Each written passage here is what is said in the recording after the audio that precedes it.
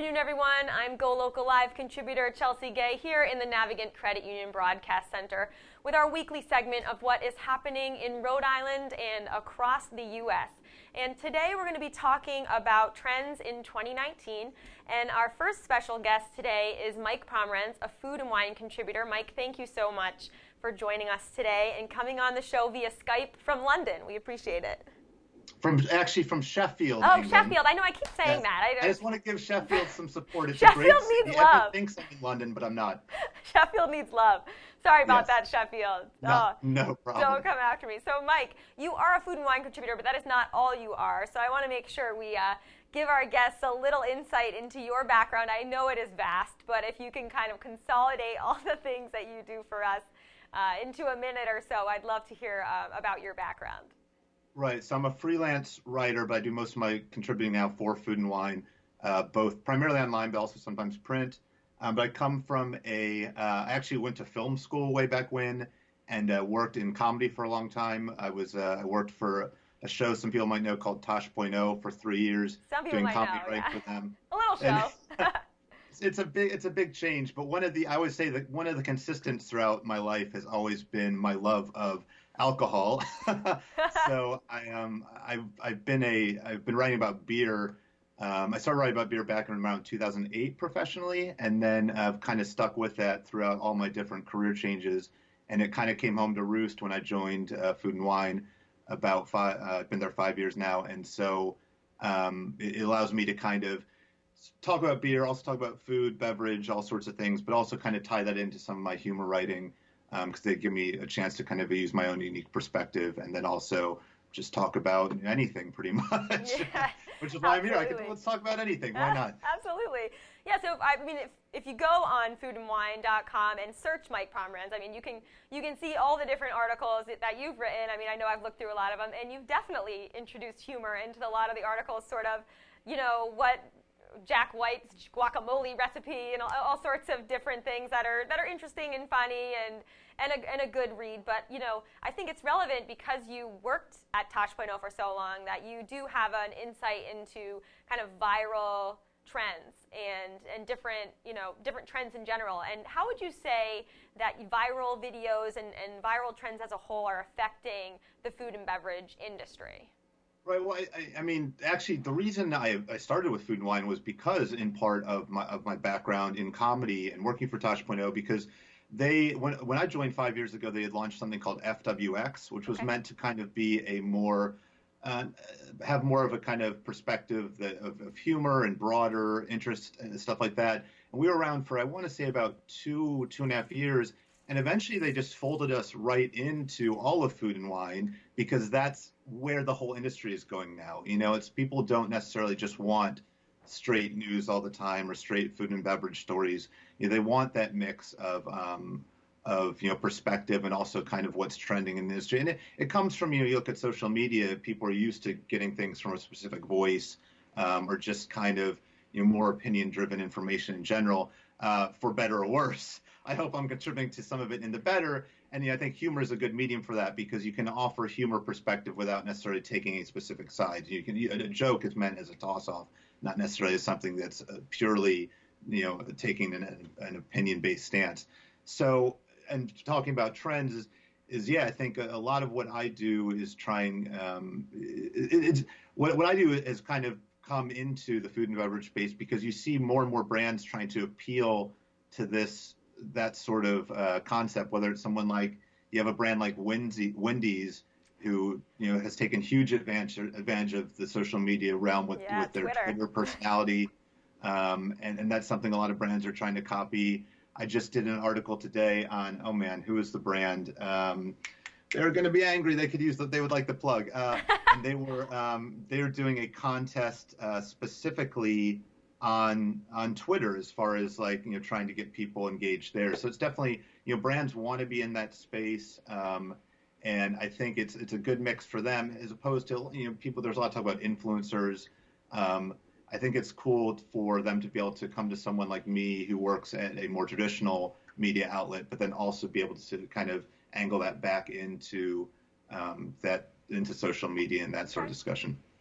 And so I know there's definitely been a large shift in large chain restaurants and even smaller restaurants using social media as a big arm in how they communicate with people. Are you seeing that happening? I mean, are you seeing any other trends besides using something like Twitter or Instagram? Are you seeing trends in terms of what they're offering, or any trends in food that are coming up as you're looking around that we'll see in 2019? Are we going to see anybody pushing like CBD foods or different products in their lines?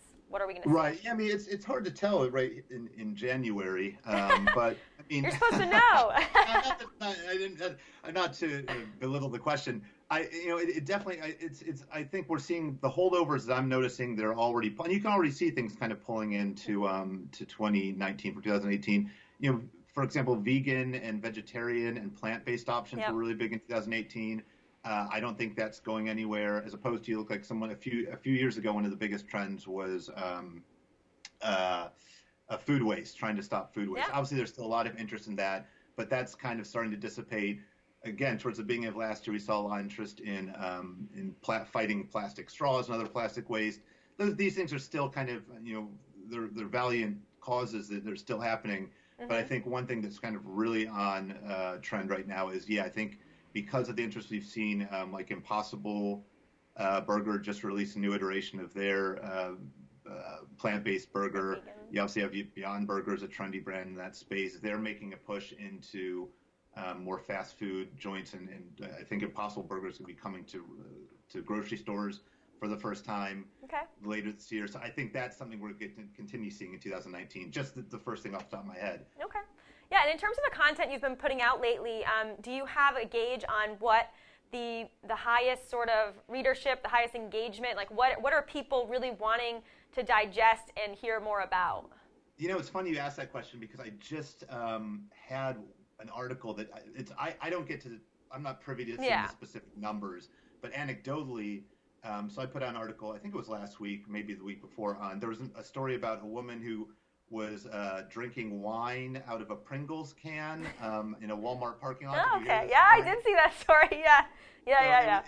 That story was going viral. Yeah, totally viral. I went downstairs, and I for some reason I just grabbed a can of Pringles because it was just sitting on my shelf, because I wanted a Pringles as a snack, and I'm like, wait a minute, wonder what it's like to drink wine out of this. So I went to my editor. I'm like, hey, why don't I do a story? I tried drinking wine out of a Pringles can. And I swear that story got more. Wow. Occasionally, like if I write a big article for print or something, usually I'll have people kind of reach out to me. Oh, I saw you in the actual magazine, Yeah. But this story, I got more people reaching out to me, and then it had a kind of a little bit of a second wind, because The Week went and put it in their print edition, citing me as having drank wine out of a Pringles can. So you ask what people want. People want wine. Oh, what are we coming to? That's what people want. Now I have to ask: Did you wash the Pringles can, or did you kind of leave the saltiness in there and have it with the wine? As a true scientist, I tried both. I first tried unwashed, because, as I said, in a pinch, you might not have time to wash. Yeah. You might not have time to get to a water fountain or a sink or something. But actually, one of the most interesting things I found was that even after rinsing it out, you still get that smell of Pringles, like, sticks to the can really well. It hits the nose along with the wine. Exactly. See, there's no point in really washing it anyways. Oh, geez. I'll have to read that one. That sounds interesting. Now that I've got a better gauge on what people want to read, I'm sure that's a decade of expertise in beer and other alcoholic beverages, and that's what people want. Of course.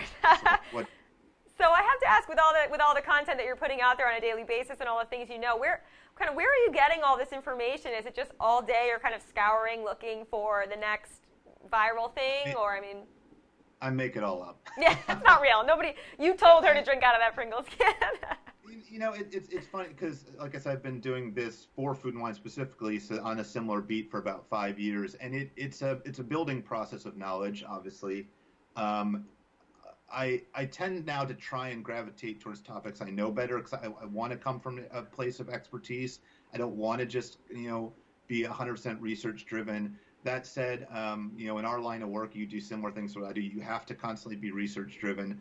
So, I mean, and it's also, it's weird how technology drives how I get what I'm seeing. Yeah. So, I used to be really into digging through RSS feeds. I'd flag my favorite publications.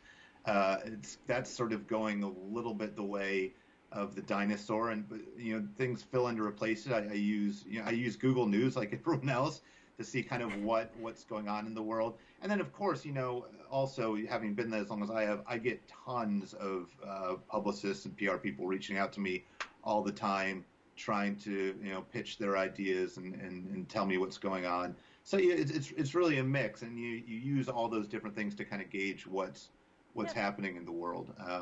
So yeah, it's weird. It's because what I do is there are some people like to call me a blogger, which a lot of what I do is similar to blogging.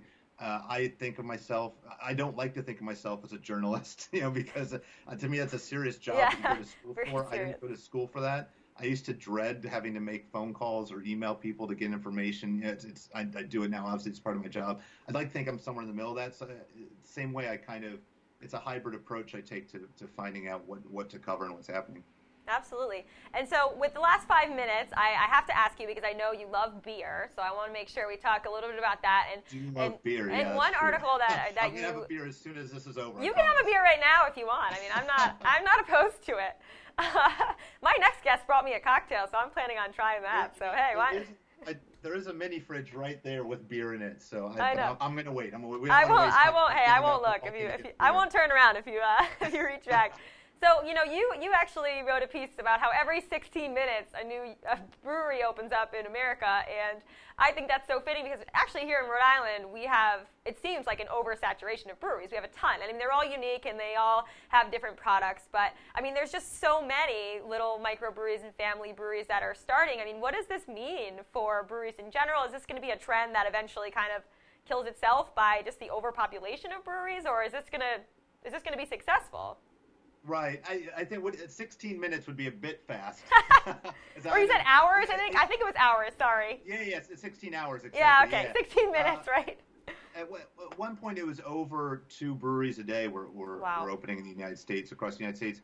I mean, you look at, so the U.S. crossed the 7,000 brewery threshold last year. Wow. I think I'm just pulling this off the top of my head, but I'm guessing it was sometime maybe around 2012 when they crossed the 3,500 threshold, wow. the 3,000 threshold. So we're talking about more than doubling in less than a decade. And I know when I first started writing about beer in 2008, there was a feeling that you could try most of the breweries in the country. Obviously, again, it was building on years of drinking. I started drinking craft beer back in 1997 when I moved to California. Was introduced to craft beer for the first time. But now there's no possible. I live in the United Kingdom now. I can't drink American beer as often as I like. But frankly, it doesn't even matter that much because I wouldn't be able to keep up if I wanted to. Yeah. The whole scene has changed. But I think that's cool, and I think what we've seen is people have reverted back to drinking more local beers. It's actually as much as there's been a huge growth in the number of breweries, the top tier craft breweries have also been struggling, and that's because people are using their local tap room kind of as their local bar a lot of the time, where you go. You have your favorite breweries right down the street. You go there instead of going and get right from the source instead of going to the bar. Mm-hmm. So the question of whether this is at some point you can't double forever. Yeah.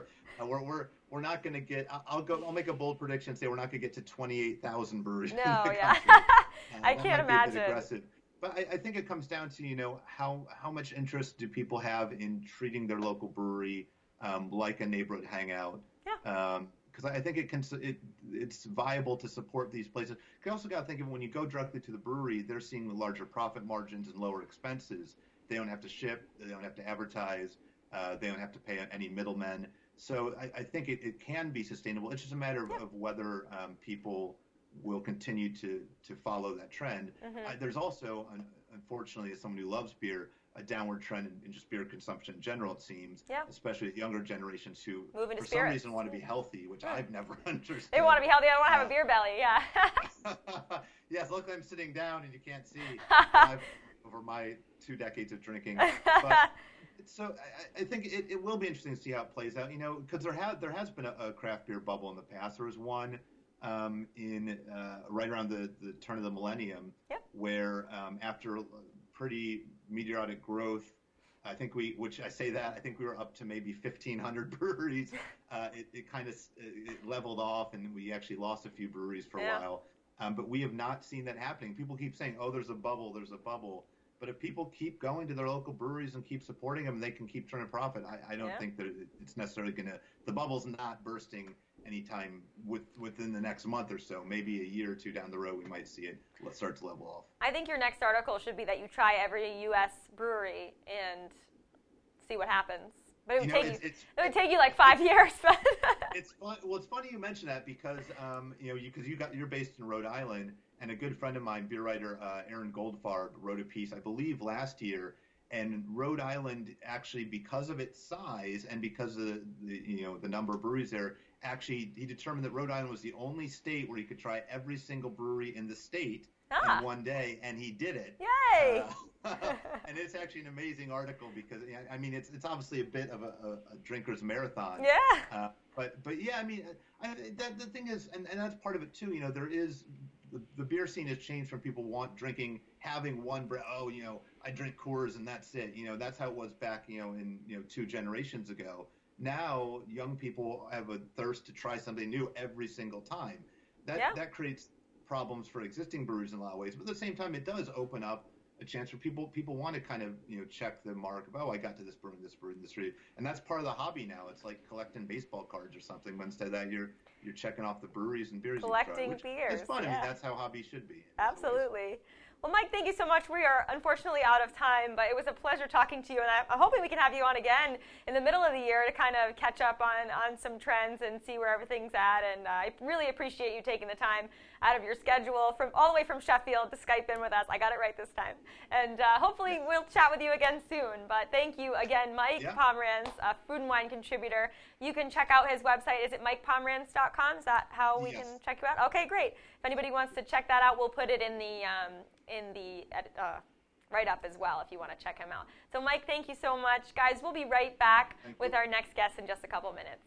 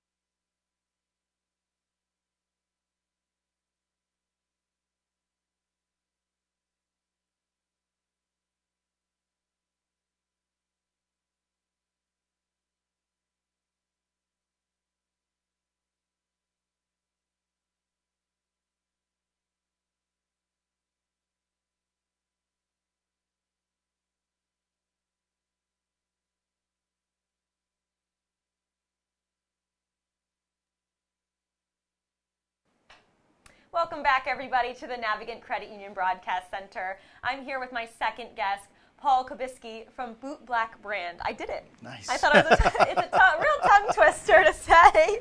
Paul, thank you so much for joining us here on our segment about trends. And if cocktails aren't, a trend. I don't know what is. I mean, everybody's doing different cocktails, it seems, and coming up with different combinations and really trying to go for some crazy flavors. And so I really think it's, especially at-home cocktails, is a great thing to focus on this year, because in this time of year, nobody wants to go out. So No, and the trend is stay at home. Yeah, stay at home and make an awesome cocktail, because most of the time you stay at home and you're like, I don't even know what I have here. Maybe I have an old can of pineapple juice and I don't know how to do this, and you end up drinking beer. So, you know, you can't go out and enjoy that fine cocktail experience. So tell us about how this started.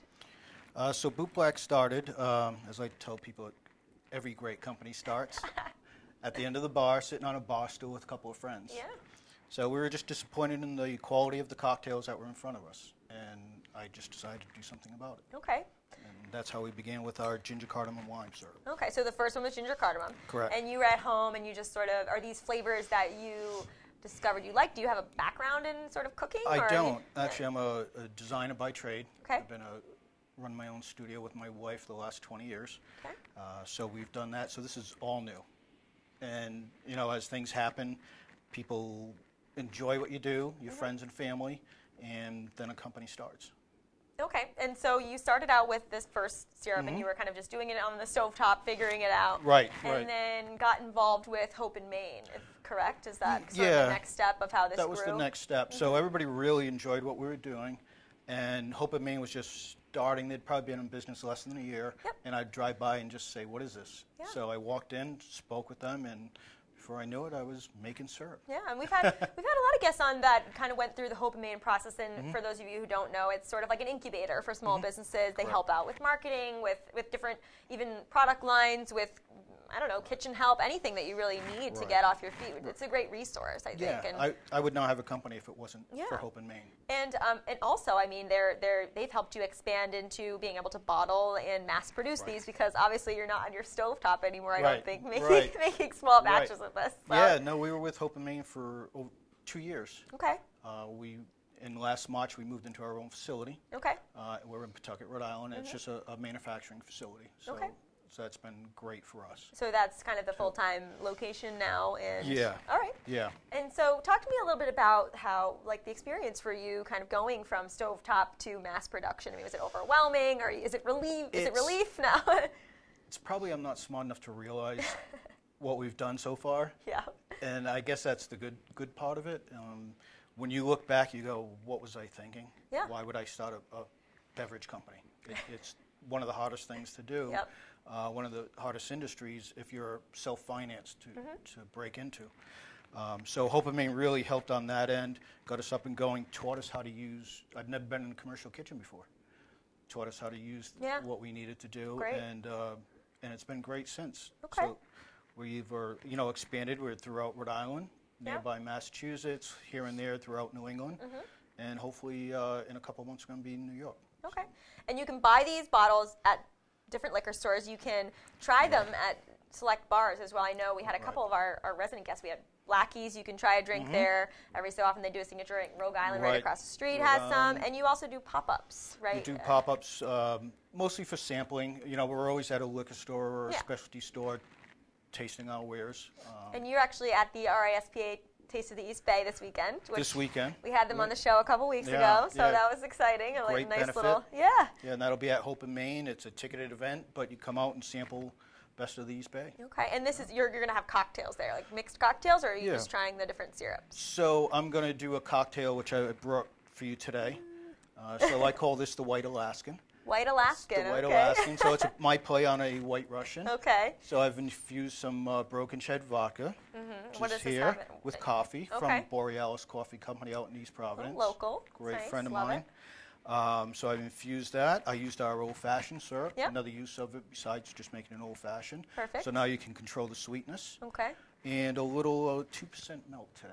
Nice. Kind of keeping it not full fat. I've been looking at in the mirror and keeping it slim. All right. So this is what I'll be featuring. Let's try this. Saturday. Cheers. Cheers. I've actually never had a White Russian. Oh, really? So this is my first experience. White Alaskan. Oh, that's delicious. So now you can control the. It's like coffee milk, but with alcohol in it. With alcohol in it. It's the best kind of coffee milk. It's really nice. So let's talk about the whole product line. I mean, there seems to be kind of something for everyone in terms of a citrus, sort of a more cardamom, which is like a, I don't know, more interesting Indian spice. Spice, and then you've got something spicy, which I love. That's a big one. And then, so yeah, let's walk through what each of these are and kind of their uses, I guess. So the original ginger cardamom lime goes great with most spirits. It's just one of those great flavors that marries well. So if you think Moscow Mule, Dark and Stormies, Kentucky Mules, so whiskey, rum, vodka, martinis, ginger martinis, fantastic. And then our second product that came out after there was the tonic. Okay. So this you'll find this at the Eddy in the summer on tap. That's gin and tonic. That's the tonic they use. The nice thing about having a syrup over just a tonic water, you can do spirit-forward cocktails like martinis and such like that. Nice bittering agent to it. Oh, so you actually have recipes on the side, too. We have recipes on all of them because this is about making things easy for you at home. And that's what we're about, not only behind a bar, which is great, but you at home, you might only have 2 or 3 ingredients, and now, like you said, you fall back to having a beer. Yeah, exactly. So don't fall back to a beer. Because you might not have all sorts of, fancy you might not have citrus tonic and cardamom. Right. So with your mortar and pestle. There's nothing better than making a nice cocktail for your person. And this one here is. That's our last. That was the old-fashioned. Old-fashioned. So ½ ounce of that, 2 ounces. Kind of like spice. Spirits, and you're done. A lot of baking spice in there. Yeah. There's bittering agent, so you don't have to have the bitters. Sugar cube. It's all done here in the bottle. Real easy. And my favorite right now is the cranberry jalapeno I bet that would be my favorite, too. So tequila, mezcal, rum, actually gin is really nice. So it plays well with a lot of ingredients. Our whole idea is make it easy for the home user and make it unique flavor profiles. Awesome. And are you kind of keeping track? I mean, these are the 4 flavors you come up with. How did you get here, and are you kind of looking at trends in different flavors and what's been coming out to see, I mean, what are your ideas for the next couple? So something smoked maybe I'm working on right now, how to bottle that and keep the integrity of the product. And probably another old-fashioned. I have some ideas for another old-fashioned I want to do. Okay.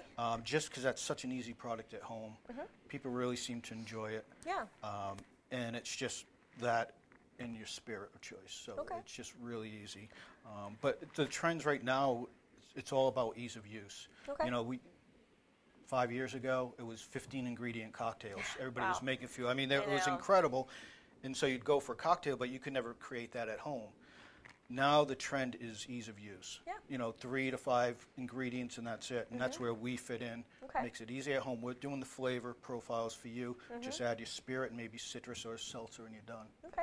And what's sort of the growth plan here? Are you looking like you want to be in grocery stores for people to just pick up and take home? Do you want to be in bars? I mean, where are you guys looking to really grow and solidify your place? Yeah, so bars and restaurants are great because then when you're out, you see what's this boot black. You go to your liquor store, you store it, and you purchase it, and you bring it home. So that's that whole, it just keeps going around circuitous. So that's where we try to be a little bit of everywhere, always out in people's minds, like the liquor store is really important for us.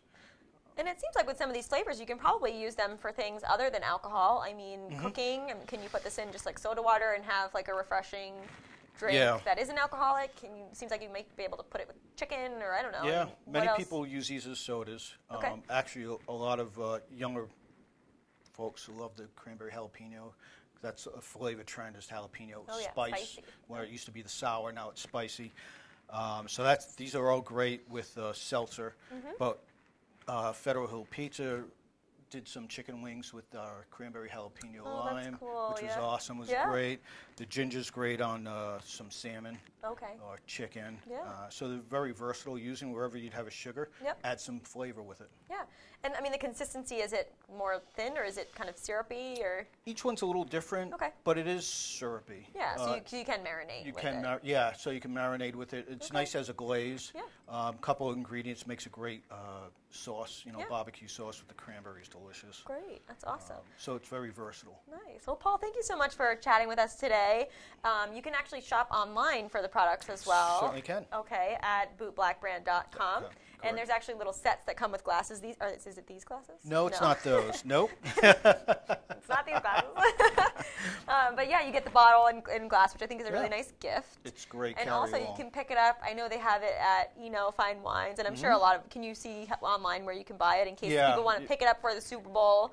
Impress their friends with some really cool margaritas or Definitely ginger batch beers. up cocktails at home, or just leave it out for people to make on their own. Say it's on you. Yeah, either drown your sorrows or celebrate, depending on Correct. whichever the outcome is that you're looking for. But thank you so much for coming on, Thanks and for we're having excited me. to see what's in store for you. I think it's a really cool product, and obviously something that helps you make a very impressive drink at home, and something to enjoy without having to drink beer, which seems to be the fallback for most people.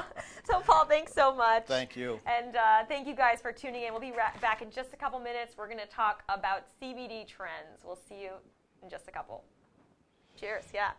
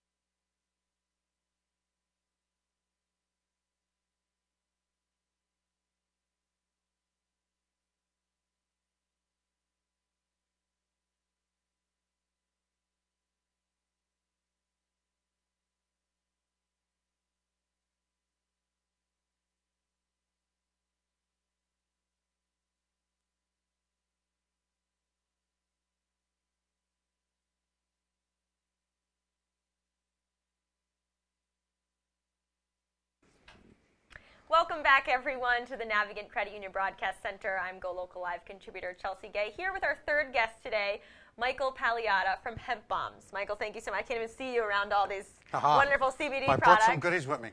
I know you did. And so, we're here to talk about 2019 trends, and if CBD isn't one of them, I don't know what is, honestly. I mean, it's been around, obviously, before 2019, but, with some of the new laws that have been passed allowing things to be grown in the U.S. President Trump did sign the new farm bill, and that did it delisted hemp from the banned substance list, and it opened the doorway for cultivation in every state, not just West Virginia and Maine and Colorado, which had already had some cultivation efforts, and a lot of hemp being grown in West Virginia and traditionally also coming out of Virginias. Yeah.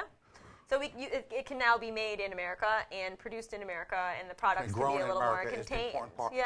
And so it eliminates the need for a lot of the regulations that were, in a lot of people's minds, foolish. Yeah. Yeah, exactly. And so, I mean, it is a craze, CBD. And do you think, in your opinion, I know you're probably a little biased, but does it live up to the hype? Does this really work? Well, it does live up to the hype because it really does work. So besides anecdotal evidence that we have, we also have actual studies that have been done. And really, since the medical marijuana began in California in the United States, is the first time we did any real research that was considered bona fide in the 20th century on cannabis and hemp and also CBD in particular. So we now have 25 or 30 years of solid studies, and not just on humans too, also on pets.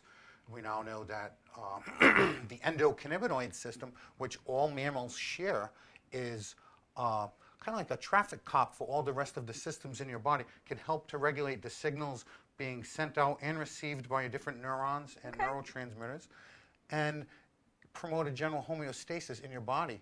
Besides that, CBDs eliminate pain, not like drugs like hydrocodone, opioids, yeah, right, or the opioid, which basically just shut off portions of your brain until you're either not functioning and you pass out, or you forget that you're in pain. Okay.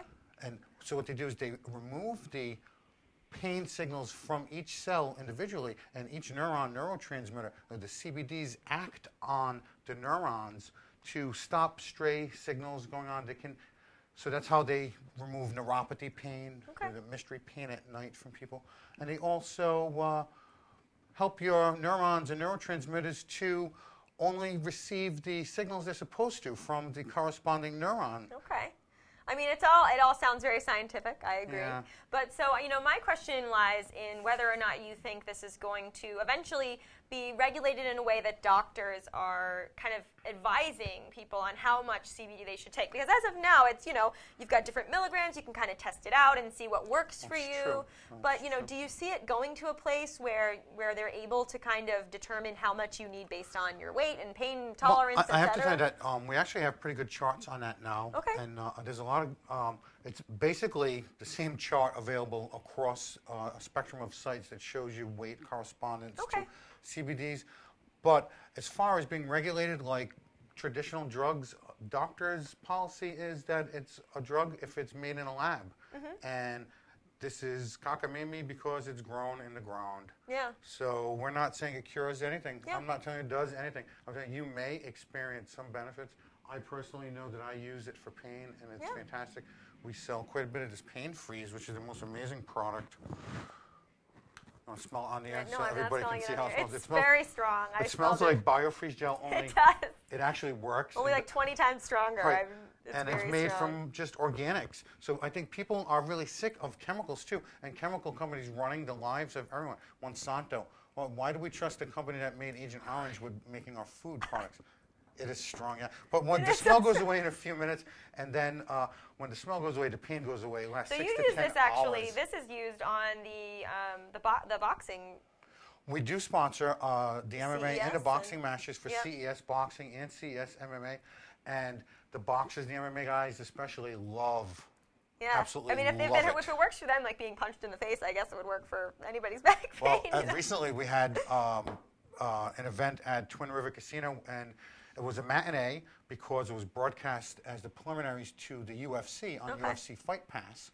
And I tell you what, almost every single one of the boxers, when they came out of the ring, the MMA fighters rather, I'm sorry guys, came straight to us, and they were like, "Can I have some more of that Pain Freeze? Can I have some more of that Pain Freeze?" Good. So that's working great. Yeah. Pretty soon we're going to be in MMA gyms and the like all over the place. So I want to talk about you brought me like a whole store here. I and did. We talked a little bit ahead of time about, I was saying I thought hemp bombs would be bath bombs, which you were saying correctly is sort of like a fad product. There's a lot of beauty products it's now the that only have hemp bomb CBD. I have is that right there. This one. This is a little squishy guy. But no, like there Stressful. are a lot of beauty products like hemp lip balm and all this Sure. all this stuff, which you're saying correctly is sort of is a fad. It's just kind of using Some of it is the going to be word real CBD. fat. And then also, if you follow the product curve on a new product, you're going to see there's going to be an inundation of products because people are starting to see that a product works and is very effective.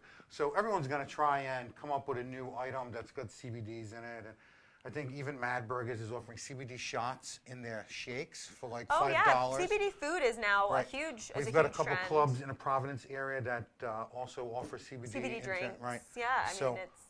And so tell me As far about as how that, you're that's different. going to be in and out. You're going to see Yeah. different CBD fads go. Where it's solid because our products worked. We're known for our high potency. We're known for our purity standards and the quality. It's all organic and natural. Okay. But we've got such a variety of delivery devices that do work. So, it's like yesterday, I didn't stop making gummies in my bathtub and say, "Look, listen, mine are better. They're really better. I swear to God, they're really better." You can We're make gummies in tried your and practiced. bathtub. Well, bathtub gummies, that's the thing, right? I don't know. I guess. So, this is all coming from scientifically produced lab, food-safe environments, 100% natural in Florida. We have 45,000 square feet that produce it, so it's not like, again, a small local producer. And we're not extracting it from actual marijuana, like a lot of people in Maine and Massachusetts are now, and you're finding some local people are coming out with some fun local products. Whether they stand the test of time or not remains to be seen. Most of them are fads. Yeah, so tell me about what you've brought here and what some of the offerings you have. I did bring some wonderful, just to give you an idea, hemp bombs, we carry a few kinds of gummy bears. They're one of the top people love their gummies. People like gummies. It's an easy, fun way to take medicine in the evening. We've also got some with melatonin. That's the blue ones. Okay. And a regular strength and a larger size. And then we've got an extra strength. Okay. And so that's just like a gummy a day. Keeps the crazies away. It helps your pain. I need like stress 10. and anxiety. Keep my crazies well, away. so then when we have those days, we've got these 10-hour chill shots. Okay, so it's like the opposite of an energy drink. Total opposite of the energy drink. You can have one of those. Yeah, I don't need this. I'm going to, you know, a lot of people, a lot of sports places have recently AOK'd the topical CBDs. Yep. Especially U.S. Olympics and USA Judo. Also, prior to the event, you're also allowed to take CBD. So we've also got some topicals that are like. This is for tattoos? That's the tattoo bomb, CBD ink aftercare. Okay. And the CBDs help your healing so you don't scab. If you've got some hidden ink, I have some hidden ink. I'm going to pull my sleeve Hidden down. ink, right. You know, you may. That's or may interesting. not. I mean, that's sort of a niche And product. that's a wonderful product. If you've got tattoo, like a lot of people in Rhode Island and Southern New England do have a lot of ink, the CBD product with the beeswax, and it just helps you heal so much faster. It keeps your ink crisp and clear. All right. We've got some oils and tinctures, too. You mentioned about for the pets. Yeah, oh yes, pet pet on oils your are side, big, right? yeah. The pet oil. You said any mammals, so my pet dolphin. Your pet dolphin is totally safe and may need a slightly larger dose. Slightly larger dose. My pet dolphin with anxiety will be well, happy but not with just this. anxiety. So pets, animals, especially dogs and cats, have way more receptors than humans do in their brains. So CBDs are extremely effective. If you've got the dog that eats the mailman or the cat that shreds the carpet or perhaps your pooch has got bad hips and the old dog's having trouble walking, and even help with the fatty tumors too, because the CBDs have been identified to work against 85% of tumors tested by veterinary science at Tufts University. Well, Laura, our food contributor, she gives it to her dog. It does work amazing. I haven't tried with my dog yet, but I definitely will. I mean, it's absolutely, it's like new doggy. Yeah. And it's really not new science, though. It's all old science. And prior to the prohibition, most veterinary medicines had some type of cannabis milk or hemp milk in it. And if you Google cannabis veterinary remedies of the 1800s, images will show almost every bottle says hemp milk for the horse, hemp milk for the goat, hemp milk for this, hemp milk for that. I mean, honestly, it doesn't. If there's no harm, I can't see why it's not a good thing to try to see if it works for you. And there are plenty of stories you can read online about how this has helped people and how it's improved their lives. It's the people version. Ours come in two flavors. This one doesn't taste like beef. I wouldn't have the beef version. Don't eat the beef. Don't eat your pet. It's the exact same product, just there's this flavored with ass and this isn't. Did I say that? I'm sorry. It's okay. Yeah, so don't worry about it. So I have to ask, you know, what are we going to see as the trends in CBD going forward now that the Farm Bill has passed and we can grow things more locally? What are we going to see? Local politics are going to have a lot to do with it, and I think in the next 10 years you're going to find that there's going to be a lot of local debate in every state, including Rhode Island, which traditionally was a hemp producer, although not on a scale of Virginia and South Carolina.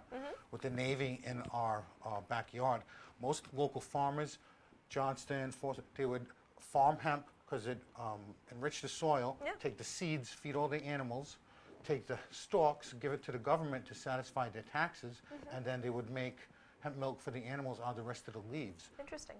Humans normally had a very high CBD diet, traditionally going back millennia, because farmers always did that because it was a crop that worked better than clover, gave them also a lot of honey too. Hemp produced an enormous amount of honey.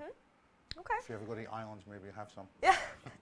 And so you do see this as being more mainstream. I mean, we're going to see a lot more stuff, especially CBD drinks. You're going to see a lot more, and I think as it grows more accepted, especially places like in Southern New England, California, Colorado, Florida, you'll get, very you'll accepting go out. for.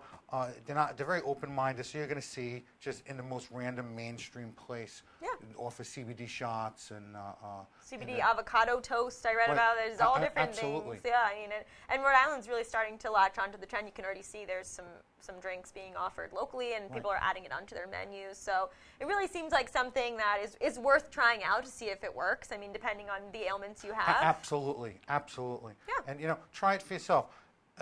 Some people may need more CBDs than others. Some people have broken bones and injuries, and if you have neurological disorder like Parkinson's, CBDs can be very helpful. But you're going to need a much stronger dose. Yes.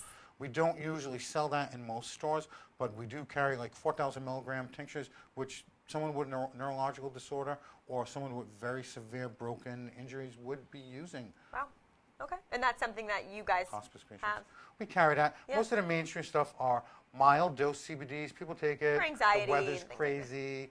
Yeah. Boss has got you stressed out. The kids. Old football hips just for the bothering anxiety. you. Yeah. You just want it, just to help you even out your sleep. Yep. The body accepts natural sleep rhythms once you're totally relaxed because it de-stresses your cells.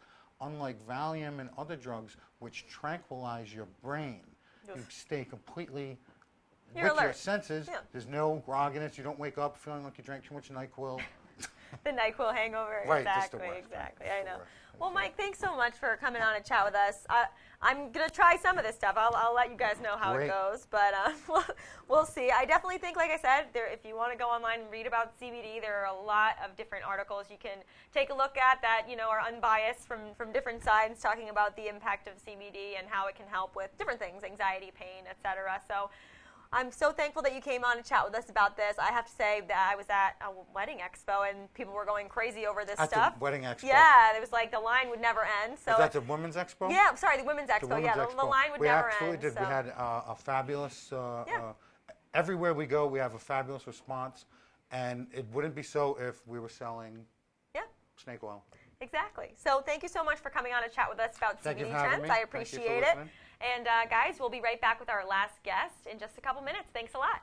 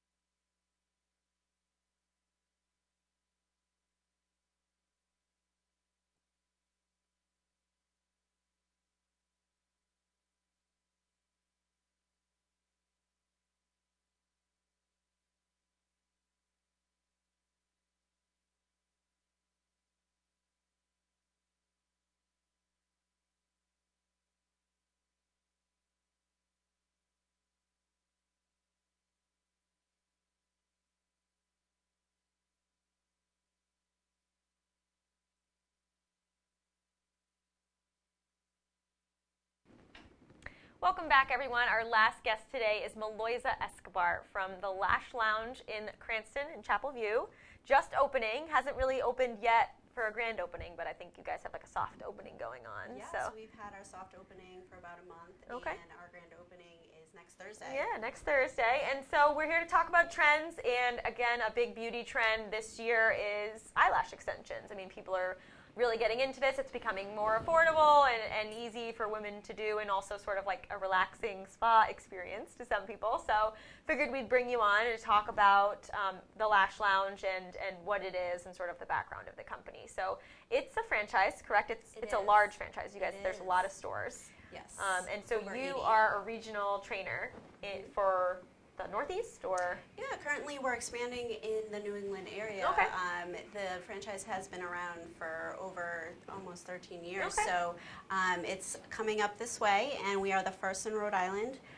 We are growing with other franchise owners in our neighboring states, so the word will be out, and you'll definitely see us a little more. Well, I'm not supposed to say it, but you are opening 2 more in Rhode Island too, but we don't know where yet. So it's just like we're testing out Chapel View and seeing how it goes, Yes. and then going to expand into Rhode Island, which is which is really awesome. And so the CEO of the company, her name is Anna, correct? Anna Phillips, yes. And so she started this long time ago, like before it was even really like a huge, massive trend. I think when 2006, and so it's just been growing from then. Exactly. So you guys have a lot of years of experience under your belt, which is kind of why I brought you on. It seems like you're real legitimate, kind of you know what you're talking about, and this has been going on for a while. So for those people who don't know what eyelash extensions are, maybe they just use strips or they haven't really heard about it yet.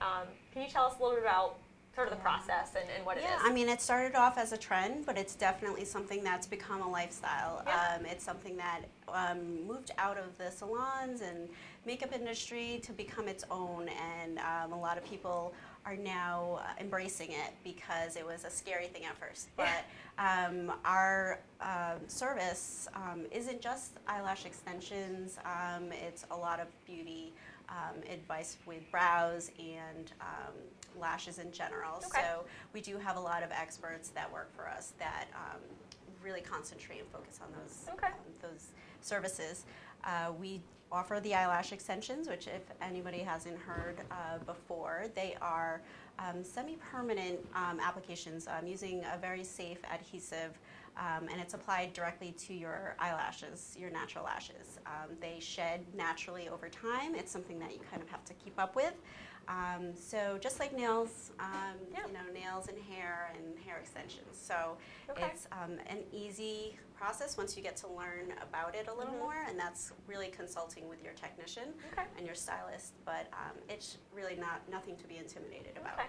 And so it's something that you're not going to go and do once. It's really, if you know, you're not going to do it once just because you have an event. Maybe it's something you want to start and you're going to keep up with it and you know, keep yourself having beautiful it can be a one-time Bambi thing. eyes forever. Yeah, it can be a one-time thing. It's definitely a great investment for a wedding or a special occasion, photos. Okay. So. And so, I mean, what's like I don't know, I want to talk about how, in your experience, how do women feel like after getting something like this done? Do you have like a great response from people who've never had it done and get them on for the first time? I mean, I've been doing it for several years, and every new client that is seeing their face for the first time, it's so uplifting. It's such a mood booster and a confidence booster. So when you think about having this on semi-permanently, but you're waking up every morning and you're just looking in the mirror, you really don't have to do anything. You don't have to look tired anymore, and it's just it's easy. It really is. It's an upfront time investment, but then every day it's like you get a little time off your routine, so I guess it makes up for it.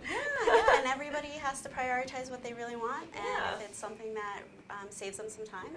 It's and it takes, you know, anywhere from, it's like 2 hours for your first one, and then what, like an hour for fills and things like that? I mean, there's so many things you could do with an actual lash application. We do a customized consultation and design for our clients. That's kind of what sets us apart a little bit, is how we cater to each of our clients. Our service does range with classic to volume lashing. We go through the steps to make sure the client leaves with the results that they were looking for. So it's something that we can customize length to curls. We have it all. So I was going to ask you about the differentiators, because obviously you can get lash extensions at a lot of different places now, but it seems like, you know, you're trained nationally from this woman who started the company, and it's, you know, you're doing this mapping process, et cetera. Is there anything else that differentiates you from, say, just any other salon that's providing the same service? So the experience is a major thing that differentiates us. The Lash Lounge does have sort of a sense, once you first walk in, we do offer a great lobby area for people to wait and enjoy beverages, wine, coffee. We try and make it so that this is something where people frequent up to a couple times a month. So it's something that you want to call home and relax and not have to be too anxious to get an appointment in. So, and then we make you comfortable on some of our very lush, plush leather beds. It's actually top of the line stuff. We are always trying to stay on top of the best. So with a franchise overseeing, it's always going to be the newest and the best. So our location is actually going to be picked for sort of that test where we can always try out the newest and latest technologies. So we actually have a system where we have nice headphones, noise-canceling headphones for our clients if they want to listen to their own music and stations. Okay. We have, lush blankets and. So it's like a nap. You can go take a nap while you do this. We do the cleansing of the eyes, a little shampooing. Okay. Full service. Okay. Full service. So you're just there. You're taking a lash nap. That's nice. You're taking a lash nap. Yeah, it's very easy too. Oh, that's great. And so you guys have your official grand opening is next Thursday. So that's going to be sort of a fun event, ribbon cutting with the mayor, and you're going to have cutting with the mayor. Food and drinks so people can go and check it out. And then anything coming up, like promotional-wise, events-wise, that you guys are offering that you want to mention? We actually have our grand opening special right now. We have membership that we offer. So we do have monthly memberships that include a couple visits a month, or you can kind of customize your membership to one visit a month. And this helps save a lot of people money, but right now it's at $99. So they'll be able to jump on that through our grand opening. And we have our Valentine's gift card special as well. It's $100 if you buy a gift card, and you will get $20 back as well. Okay, so that's, you can give it to your friend. Give your friend beautiful lashes. Yes. And so I have to ask, because we're talking about trends. I mean, I know there were a lot of trends with lash extensions. They were like putting colors in them, and there was all different like glitter ones and things. Do you know of anything that's like, coming out in terms of eyelash extensions that's making them better or different or more sustainable or anything like that?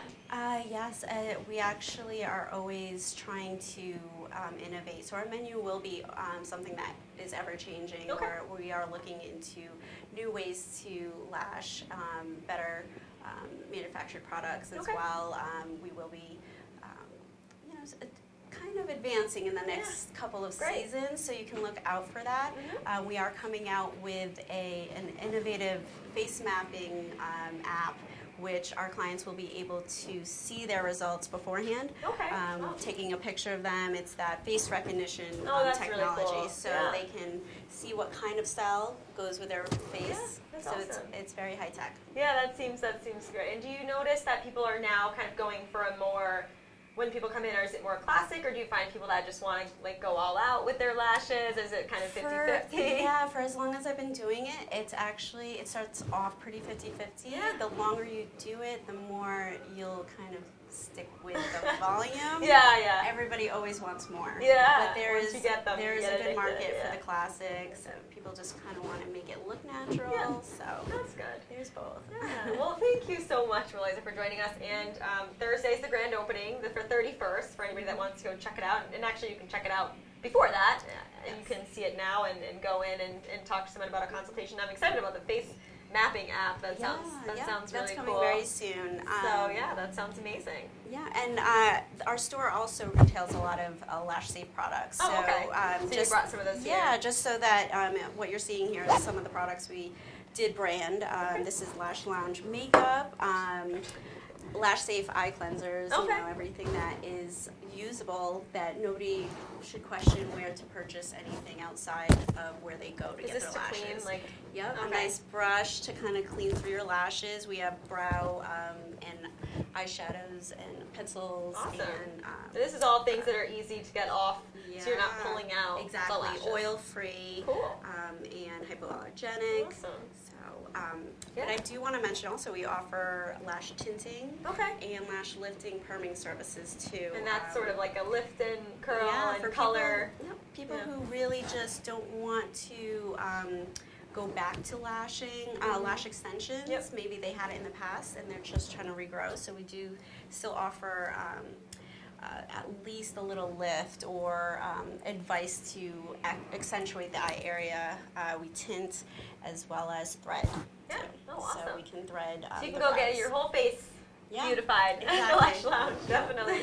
Well, thanks for coming in to chat with us, and we wish you success and look forward to the expansion in Rhode Island. It's nice to see somebody wanting to come here and grow, so we're excited to see what that holds, and congrats on the grand opening as well. Thank you. So thanks for coming out, and we'll put the link to the site and any information in the write-up that we'll send out to our viewers. So if anybody wants to check it out, you can go on the Facebook page, whether there's also an event for the grand opening as well. Yes. So thank you guys for tuning in for our 2019 Trends Kickoff Show. We hope you enjoyed it, and we'll be back next week with more of what's happening in Rhode Island. In the meantime, check out GoLocalProv.com for all your news, and we'll see you next week. Thanks a lot.